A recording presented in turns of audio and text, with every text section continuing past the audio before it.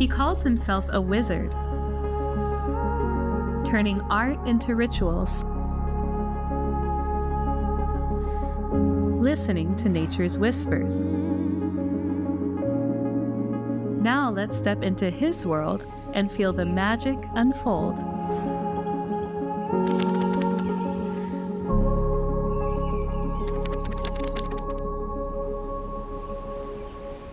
这一次要做的作品在新竹的香山湿地。早上来的时候，这边水是淹到竹子这边的。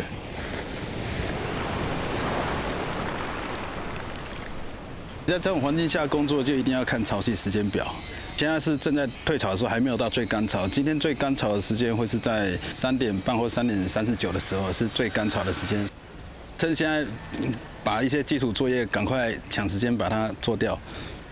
最大的挑战就是时间了，要跟时间赛跑。来吧，去工作。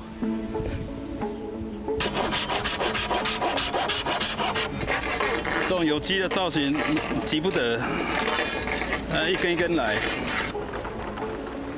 尽量打深一点，因为接下来这些竹子全部都还会把它串联在一起。够吗？再来，来，还可以。中间会是比较高的，慢慢降低。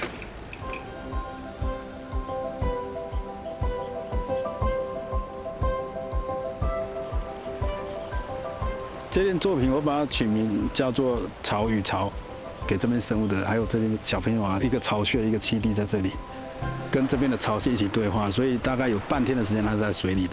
涨潮的时候淹没整个作品，然后退潮的时候你会发现它其实跟潮汐一起脉动着。我大概完成人的部分，留一半去回应自然的部分。你看到这个竹架就很像远方我们看到的那些科棚，刚好也回应这边的科产业。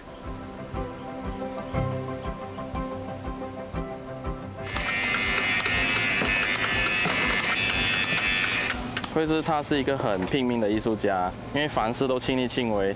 当然，偶尔这种大型的作品还是需要人共同创作，因为一个人搞不完，作品要跟环境有呼应，完成之后还是蛮享受这样子。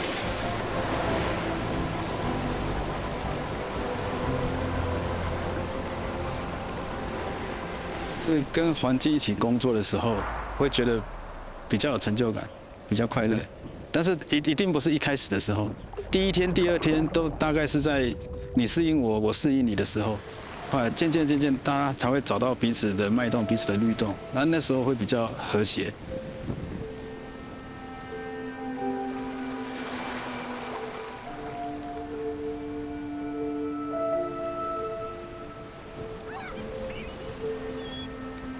这件作品是在纽西兰南岛的 Hokitika。我观察到这边的涨退潮很明显，退潮的时候就赶快收集这个海滩上面的漂流木。然后把它排列成一个涟漪波纹状，好像这块土地它是活的，溅起了涟漪。当涨潮的时候，这件作品就会慢慢的被海水吞噬。材料是从海里借来的，最后也是回归于这个大海，完成了它这整个循环，也算是跟这片土地一起共生的作品。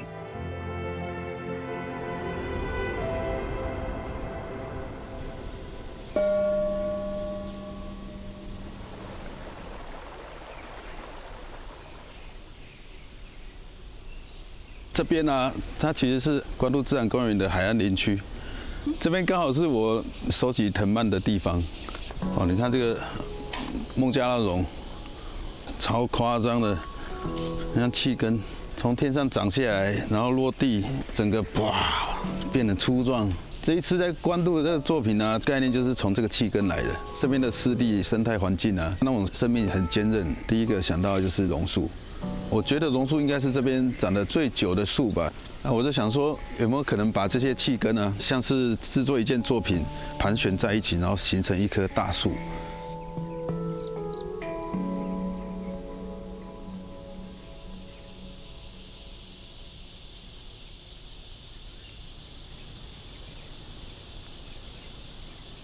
有时候看作品的时候，我有一种感觉，就是这好像不知道谁做的，啊，做得还不错哦。起码我自己是还蛮喜欢的啦。有人问我说：“啊，这个作品要怎么看？”其实作品不是用看的，尤其像这种在自然里面的那种开放性的雕塑的作品呢，你用看的其实是太可惜了。因为其实创作它不是靠讲的，它是要你来感受的。外面跟里面的感觉其实是差蛮大的，里面既是封闭的，但是它也有开放。然后你往上看，有某种神圣感，就一股力量往上，好像无限延伸，一直往上。你以为它是封闭的，其实都是通透的，气是流通的，它是可以呼吸的。不同的气孔，它也是窗口，有的是给鸟看的，还有的给大朋友看，有的给小朋友看。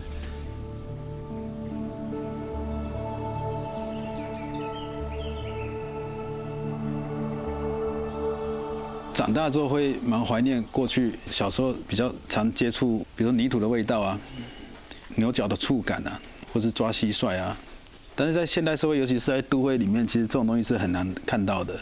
对于那种土地的记忆啊，或者说以前比较草根土壤的那种性格，我觉得那个好像已经刻在基因里面了，就很自然而然。当我摸到竹子或者说一些自然材料的时候，就觉得有一种熟悉感。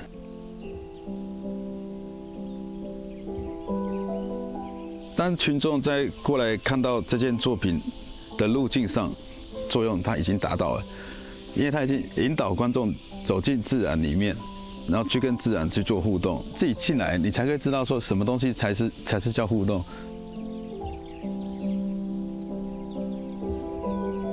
有时候会有民众问我说：“如果作品放在外面坏掉怎么办？”我觉得它其实不是坏掉，而是作用在这个循环当中。为什么我们会喜欢自然的东西？因为它会改变嘛。看一朵花开花，看一棵树长大，它没有一棵是长得一模一样的。所以可能在下一个季节的时候，你就会看到有一些嫩叶出现。我想大概可能过几个月啊，这个雕塑上面都会充满绿叶。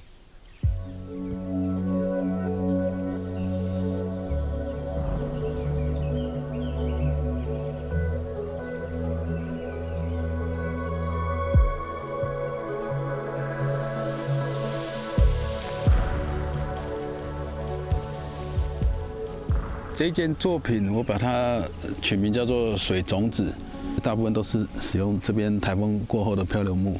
它本身它就很有故事，从山上被冲刷下来，经过河流，然后被冲刷到海岸边，然后慢慢的腐朽风化。这次有一个机缘，我们可以将这些材料收集起来，然后让它转身，创造成另外一个存在，有点像是在延续漂流木的生命。有意思的就是我的介入改变了它原本的旅程，从海边逆转回来，回到山上，然后形成一颗种子，所以我才把它取名叫水种子，因为它其实是跟水、跟时间、跟旅程有关的一件作品。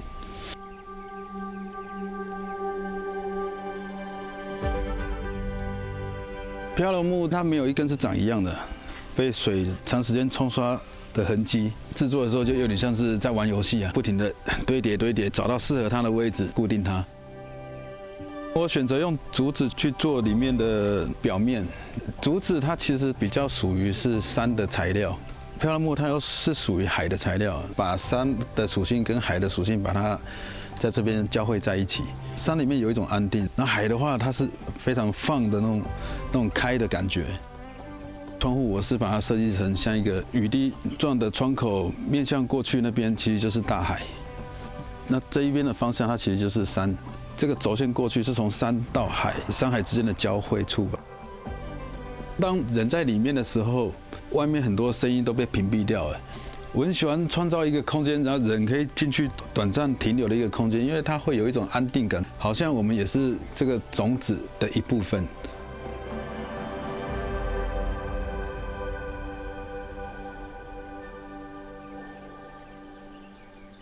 其实每一件作品都算是日记，创作的动力啊，它会越来越清晰。等于说就是透过作品去认识自己，了解自己。我是想做真的东西出来，创造一个比较3D 立体的一个雕塑，不希望它只是在一个像美术馆那样子的白盒子里面，因为我觉得这种东西如果只是在白盒子里面，那就太可惜了。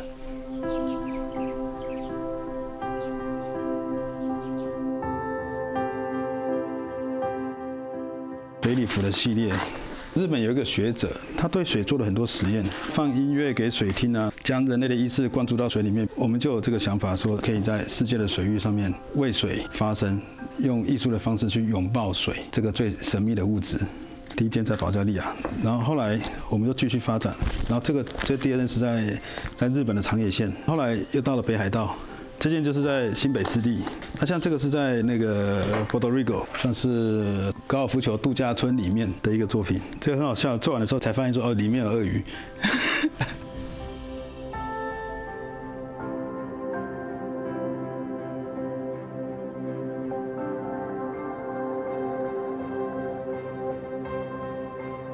我们也发现到说，作品设置在这里，正好把这个水质给净化了。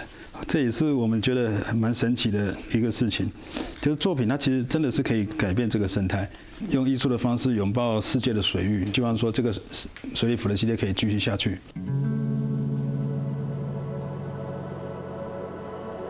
我觉得文化的冲击对我来说其实是最喜欢的，不同的环境会提供创作的养分。跳脱原本的舒适圈了，然后必须要适应另外一个环境跟另外一个地方的文化跟他们所思所想，那个才是创作，而不是说一直复制自己。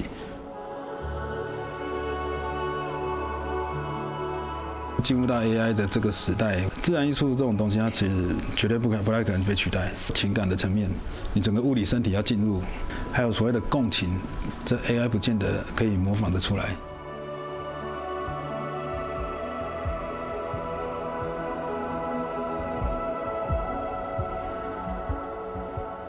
创作，我觉得它就很像一个巫师，创作的过程就好像他所进行的一场一场不一样的仪式。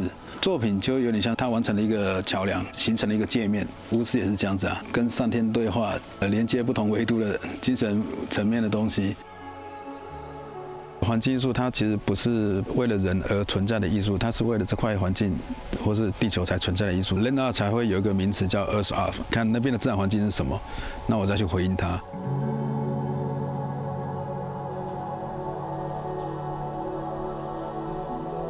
自然艺术就好像你送给这个地球的礼物，我也希望它是跟大地一起呼吸的作品，就有点像是自然的代言人。我所感受到美的东西，转化成一个雕塑在那边。